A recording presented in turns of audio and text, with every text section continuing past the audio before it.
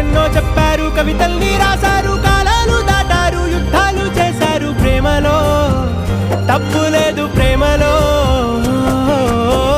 వేల వేల వెన్నెలంత నీదవాలి వెలుగునంత మోయమంటే నేను ఎంత రే.